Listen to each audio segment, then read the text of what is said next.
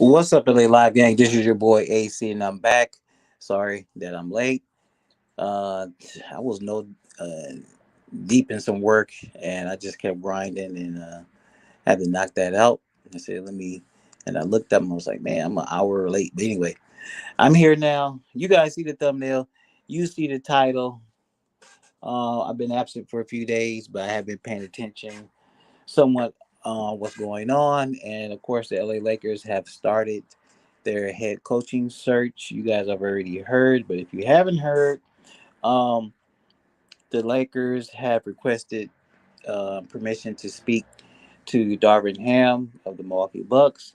They've also requested permission to speak to Adrian Griffin um, of the Toronto Raptors. Both of those guys are former NBA players.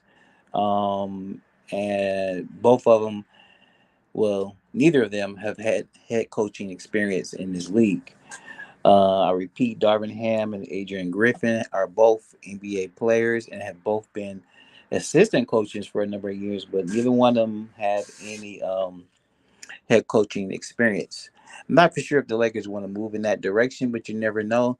There's pros and cons to there's pros and cons to selecting the coach with no head coaching pedigree. It could go either way. It could go either way. Perfect example of that is the Boston Celtics head coach. I can't pronounce his first name and last name, Udoka. I don't believe he had any head coaching experience, and look where he's got. Look where he's got that team right now. Um, let's see. Luke Walton. Luke Walton. The Lakers hired Luke Walton. Now, here's a reason why they might not decide to go in that direction. The Lakers hired Luke Walton, former player. He had a brief assistant coach stint with the Warriors. Had a lot of success when he did take over, but he wasn't a permanent head coach. He was an interim head coach. Luke Walton was really hot, won a lot of games, but he had great players. And once he came over to the Lakers, it was a totally different situation. And the Lakers had to end up parting ways with Luke Walton, and they had problems with him. When they parted ways, and specifically with the people who he hired, his assistant coaches, and I think that's kind of what started this mess with them wanting to hire assistant coaches because they believe Luke severely miscalculated in some of his assistant selections, and he didn't hire people that they felt that could help him. They just basically felt he hired people, his friends, and so this is kind of what probably kicked off the situation with the Lakers wanting to hire uh, the assistants. Anyway, so that's Darvin Ham and Adrian Griffin.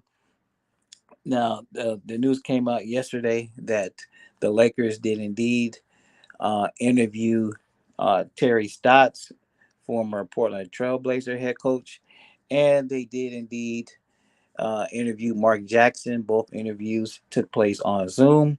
The Lakers panel for their interview panel consisted of um, Lakers Governor Jeannie Buss, of course, Vice President Basketball Operations Rob Pelinka, Special Advisor Kurt Rambis, and owners Joey and Jesse Buss. So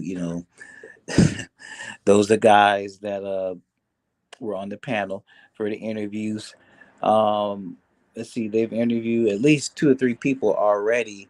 Um, from what we've been told, the plan is to interview about 8 to 10 people, and then I guess they'll make their decision. I know they still want to interview a few people who are still working right now, and I'm fairly certain, no matter what has been said publicly, I'm fairly certain that one of those will be Doc Rivers. If Doc Rivers is eliminated in this round or the next round, I'm I'm I'm hearing that Doc Rivers is a guy they definitely want to talk to just because of his experience. I don't personally want Doc because all we're going to hear about next season if the Lakers hire Doc Rivers is Doc and the Lakers versus his old team, the Clippers. That's what, believe it or not, that's what we're going to hear. We're good. You better bet your bottom dollar. That's all we're going to hear about is Doc and the Lakers versus an old team, the Clippers. And I'm not really interested in that. So we'll just have to see. Um, Darvin Ham and Adrian Griffin. You know, I won't say it's a crapshoot. Both of them, especially Darvin Ham, are held in high regard in terms of, excuse me, a lot of people believe they deserve a shot at having their own team, specifically Darvin Ham. I don't know much about Adrian Griffin. I looked up some of his interviews and heard him talk. I think he was briefly the interim head coach on a couple occasions uh, when the Raptors coach was in COVID protocols. So he's had a few media sessions, and it's kind of hard to tell, man. But sometimes when you hear certain people talk, you're immediately drawn to them. You're like, hey, okay, yeah, this he can command a room or whatever. I didn't really feel that from Adrian Griffin, but on the other hand, same thing with Darvin Ham. He's had to take over on a couple occasions for the Bucks, and so he has had a few media sessions as interim coach, but it was a different situation, man. Darvin, to me, appeared to be more competent and sure. I'm not saying Adrian is not, but I'm just saying Darvin Ham commanded the media sessions, and he commanded the he handled, to me, in my opinion, he handled the press and the questions a little bit better and with more confidence. That's just my opinion. Now let's just talk about a couple things. Mark Jackson. Now, and we're talking about Mark Jackson and then Terry Stotts, and then we'll get out of here. Now, both of these gentlemen have had lengthy careers in the NBA. Well, really, honestly, Terry Stotts, his career, as far as in terms of being the head coach and coaching this league, was much longer than Mark Jackson.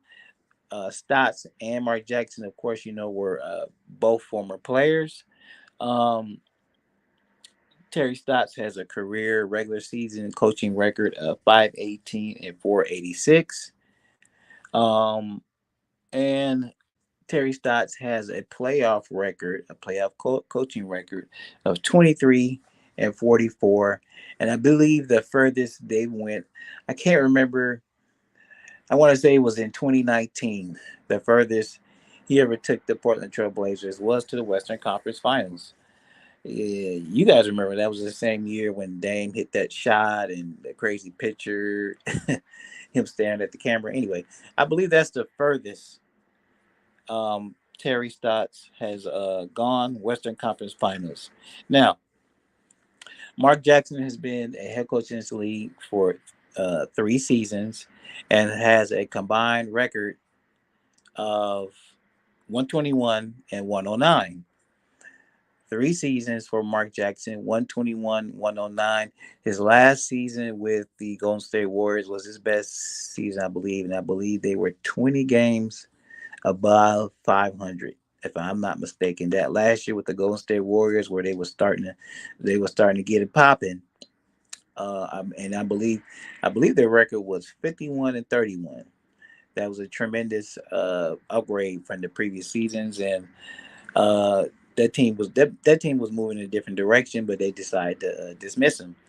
Um, but Mark Jackson has a very small sample size as far as coaching in the playoffs. His record is 9 and 10. Um, that's not much. That's not much. Now, of course, everybody's going to have their preference or whatever.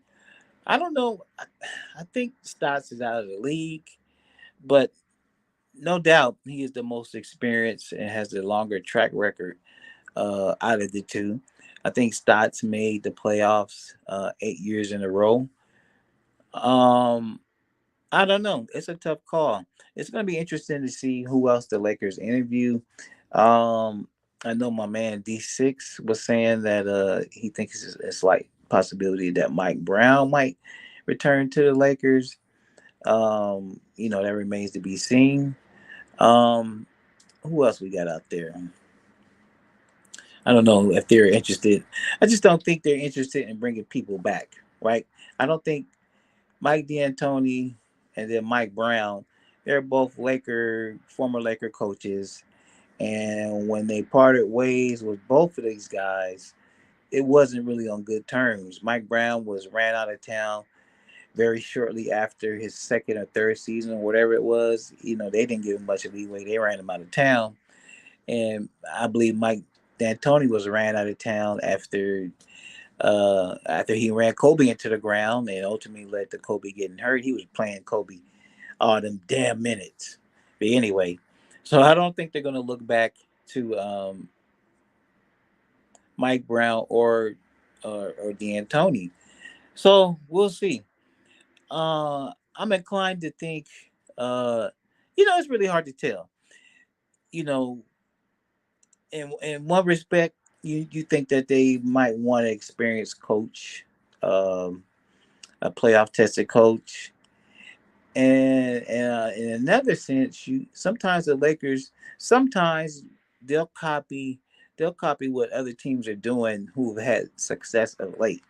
Like I was saying earlier, a good example of something that a team did and had success is like what the Boston Celtics have done and been able to achieve for the first time head coach Udoka. So sometimes the Lakers will step out and try to do something different like other teams have done. And, that's kind of like what they did with Luke Walton.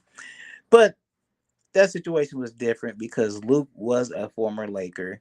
And I don't think it was really hard for them to sell Luke on being a Lakers head coach. It was just like, come on, we want a coach. We need a coach. Come on and coach the Lakers. You're just assistant Golden State, and you're not going to replace Steve Kerr. Let's be real. And come on and coach the Lakers. And I don't really think they really had to turn his arm to come be the coach of the Lakers. Nor do I think they had to really pay him top dollar. So it's going to be interesting, man. It's going to be interesting to see ultimately which direction they're going to go in.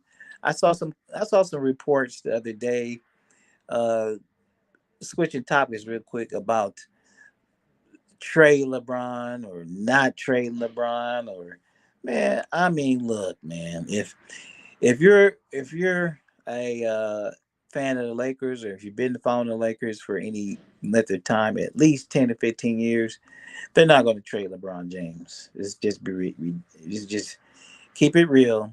They're not going to trade LeBron James. He is their cash cow.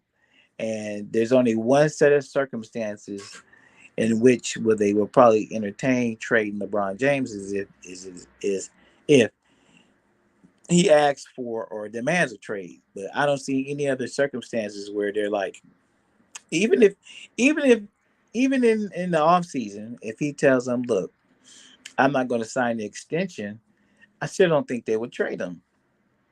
Even if the Lakers are having a sucky year, I still don't think they're going to trade him because they'll still hold out to see if he wants to sign an extension. And because he's box office and he sells tickets. And then, if he decides not to, a lot of people are talking about, well, you need to get some for him. They've done this and done that. Man, it's not, to me, it's not that cut and dry because I think next season LeBron is going to make 44 or 45 million. And if you trade LeBron, man, it's not like somebody. It's not like it's, it's not like the Lakers could trade LeBron for Zion, or it's not like the Lakers could trade LeBron for LaMelo. No team is gonna trade a top notch player for LeBron at this point in his career. They're gonna trade role players, and they might give the Lakers one or two picks. And what am I basing that off of? Look at what they got for Shaq. Shaq was a three-time champion with the Lakers, three-time Finals MVP, and look what they got for Shaq: Brian Grant, Lamar Odom, and I can't even remember what else. Karan Butler. Those are not exactly household names, and they weren't great talents. So a trade of LeBron James is not going to bear great fruit, and on top of that, it's going to bear role players, and they might it's going to bear role players, but in some cases probably with multiple years left on their contract. So at least with LeBron, if you keep him and then he goes, that's 44 million coming off the books for sure. That's it. That's all. If you traded him for marginal role players, they might have, you got to trade just about for equal value. So these guys might have it's going to add up to 44 million, but they might have multiple years left on their contract. So really, you wouldn't be trading for 44 million. You'd be trading for maybe 65 million or 85 million or even 100 million. It just depends on how many years these guys have left on their contract. So I don't think, I think a LeBron James trade for the Lakers is pretty much non existent. It's a last resort, and they'll only trade him if he asks to be traded. Now, good said, who said that? Oh, Compton. Okay, Compton Bowie. What's up, man? If you're new to the channel, subscribe. Now, you're saying Mark Jackson is the best coach concerning the players we got. It's not that hard. Are you saying that because we have superstar players and Mark Jackson commands respect and all that kind of stuff? I understand that point of view. I understand that point of view. But also, here's one thing you gotta remember as well. Like I pointed out earlier, Mike Jackson still only has. I mean, he was a former player and all that kind of stuff, and he's been an analyst for several years. But Mark Jackson only has 3 years of head coaching experience. Um, 200. He's only coached 230 games, and also Mark Jackson has been out of the fray for how many years? Mark Jackson has been out of coaching, man, for several years, right? Mark Jackson has been out of coaching for at least 5 years. So, you know, that has to be considered too, man. I mean, yeah, I know he's been on the sidelines. He gives a lot of good, valuable insight, and I know a lot of times he's saying teams should do this, you should do that. So he's still definitely a coach. Um, but it's just like you get that's something you just have to keep in mind, man. He is removed from the game, and then with only 240 games of coaching, NBA coaching experience, I mean, what else is he going? What is he going to be able to tell? And what there's only a certain amount of what he's going to be able to tell a player like LeBron James, and he can only pull as far as from a coaching perspective from 240 games of experience. LeBron has more playoff games total experience, and than Mark Jackson's total coaching career, regular season and playoffs. So if you're speaking Compton, if you're speaking from just a pure standpoint of managing star players, is that what you're talking about? Just managing star players? And what else you say, Compton? You said the Lake Show can keep everyone if Mark Jackson is a coach. Um, I understand that point of view, and I understand why you might think that way, man. Um, I don't think Mark Jackson is going to have any problems out of LeBron James or Anthony Davis. But based upon what I've seen out of Russ, Russ didn't respect Frank Vogel, and that was made perfectly clear from day one. Will Russ respect Mark Jackson? Let's just say, okay, maybe he will respect Mark Jackson, a former player, uh, a guy with playoff experience as a player. Will he respect Mark Jackson as a head coach with 3 years of coaching experience and a little bit of playoff experience? The bottom line is, will Russ respect Mark Jackson? The thing is, yeah, I mean, I understand what you're saying, man. Mark Jackson is a leader. He knows how to get people to follow. He's not as scared, he's not afraid to confront and challenge star players. But that don't mean he'll be able to get through Russ. Now maybe Frank Vogel was just not the coach for Russ. Um, Frank Vogel was not able to get through Russ. not able to communicate to Russ and to sell Russ on maybe changing his game a little bit. But that would be my concern, right? That would be my concern about Russ. If you're thinking about the Lakers can keep everybody, uh, my concern would be Russ, and would he respect Mark Jackson? Would he listen to Mark Jackson? Good seven. I'd rather take my chances on him on than a rookie coach. I think Brown will respect him because he's played before and his mind has mind for the game. It would help Russ because he has top point. I don't disagree with you, good seven. Especially like I said, I don't think Mark Jackson would have any problem with Brian and AD. I don't think so. But you see, it really all revolves around Russ. What's up, Kareem? You know, I I understand what Good Seven is saying. I understand what Compton is saying. I don't think Mark Jackson would have any problems with Russ. I mean, excuse me, with AD and Bron. Uh, Bron might challenge him a little bit, but I know Mark Jackson will shoot it back. My concern is Russ. That's my concern. But in this case, um, my concern is Russ. But for all intents and purposes, from everything that I'm hearing and it's just what I believe, Russ is gone. Right? I believe Russ is going to be gone. So really, it's not 100% guaranteed, but I'm fairly certain it's pretty certain that Russ is going to be gone. So all this back and forth about him is moot. But in case Russ has to stay, that's something they have to really do have to think about. And if Russ does stay, okay, let's say if Russ has to stay, if they say, look, we can't find a deal, that's what I'm getting ready to say, Kareem. If the Lakers say we can't find a deal for Russ, Russ has got to stay. At that point, about the only coach I would trust to go into this situation would be Mark Jackson, because uh, like Kareem says, I believe Mark Jackson could handle Russ.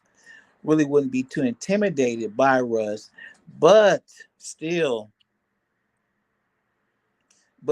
man, Mark has been out of the league for a number of years. Um, you never know. He talks a good talk and all that stuff, but still, he wants to get back in the league, and he wants to perform, right? Mark Jackson cannot afford to come back into the league and fail, right?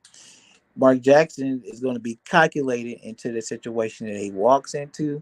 Yeah, having Brian and AD and whoever else they get sounds good on surface, but Mark Jackson is not a dummy. He's getting paid millions of dollars to sit on TV and talk. I know he wants to coach, but I don't think he's just going to walk into any situation with any team and any set of players. So I agree with you guys that Mark Jackson on his face could handle Russ, but it's just you know Russell Westbrook is that damn wild card, man. You don't know what this guy's going to do, and you throw on top of that, um, yeah, I understand what you're saying, Compton, that Russ and Mark are point guards, but on top of that, Russ is going to be in a contract year. Russ, in essence, is going to be playing for a contract. So I don't think Russ is going to want to be put in any type of situation. Now, let's just say, okay, Mark Jackson gets hired by the Lakers, and then Russ stays with the Lakers. They come in and they meet, and then Mark tells Russ, "Look, what if he says, look, Russ, I want you to come off the bench. What if that happens? Well, how's Russ gonna react? What if Mark Jackson comes to the Lakers and Russ is still here, and then Mark Jackson says, Russ, brother, you got to change your game. You got to do this. You got to do that. Or or if Mark Jackson comes and says, "Look, I looked at training camp, and I think the team is better with LeBron being at point. And Russ, you're gonna have to learn to adjust off the ball." What what if Mark Jackson decides to run that way? How is Russ gonna react? That's just my concern. That's just my concern about the combination of Russ and any coach. But even still, even if it's Mark Jackson, I'm still gonna be concerned. So he might be more apt and more likely to listen to a point guard like Mark Jackson, who had a certain degree of success in this league, coaching and playing. But I mean, Russ is such a damn wild card, and like I said before, he's going to be playing for a contract.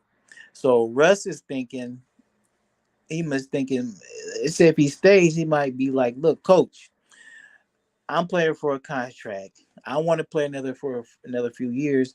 Give me the ball. Give me the ball."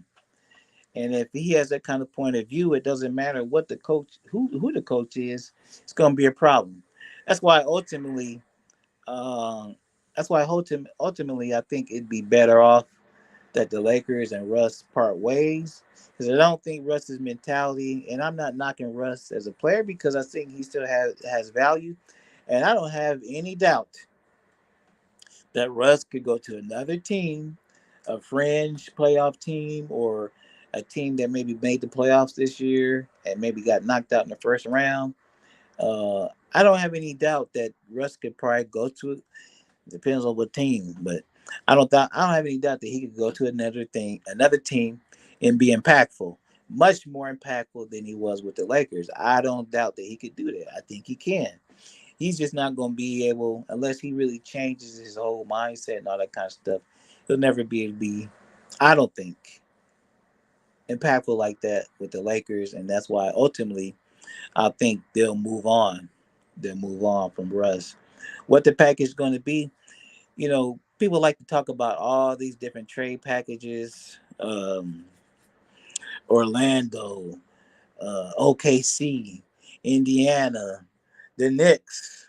Um, the Hornets, all these trade packages.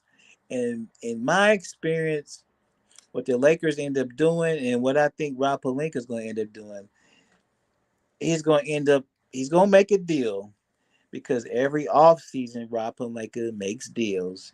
He gets players in free agency that people don't think they can get. And he's also pulled off trades that people have not been expecting them to do. So undoubtedly, I'm positive that Rob Pelinka will make a trade. The trade will be more than likely something that's really not being discussed right now publicly. Because to me, in my experience, that's how things usually happen.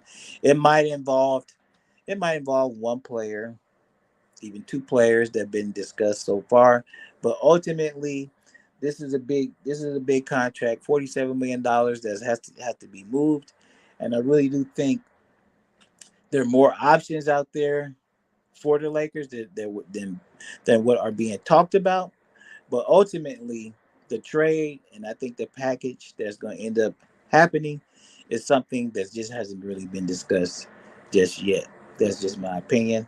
And if you need an example of that, go back 2 years ago with the Danny Green, Dennis Schroeder trade.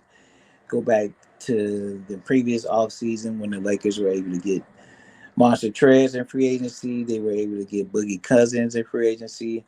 A lot of different things have happened. So I just don't think it's going to be something that's been discussed just yet. But anyway, it's 30 minutes. My time is up. I appreciate everybody coming through. Everybody came through the chat. Compton Bowie, make sure you come through again on the next live stream or whatever. Support the channel. Give a thumbs up. Subscribe to the channel. Salute to my main man, the Kareem Report. Kareem, you guys make sure you go out and subscribe to the Kareem Report. Good basketball coverage, good basketball historian, and good basketball knowledge overall. And an OG Laker fan. Shout out to Good Seven for coming through, man. Good Seven, he's a Laker. Good Seven, I see you all over the place, boy. bro. I know you're a Laker junkie and a true basketball fan. So shout out to you. Who else came through? Who else came through? And shout out to me. Anyway, thanks for coming through, guys. I'll come back tomorrow. I'm gonna do something a little bit tomorrow, a little bit different tomorrow. Tomorrow, I'm gonna do a movie review because we're gonna check out Doctor Strange when I get off work today. So tomorrow, with one of my partners who's like a movie guy, we're gonna do a movie review. You guys like it, don't like it, whatever. But I'm gonna do something a little bit different. But anyway, and if there's any more Laker news, I'll definitely come back with some more Laker news, and then that'll be it. Anyway, thanks to everybody once again for coming through. This is your boy AC LA Sports Live. Somebody hit that outro for me.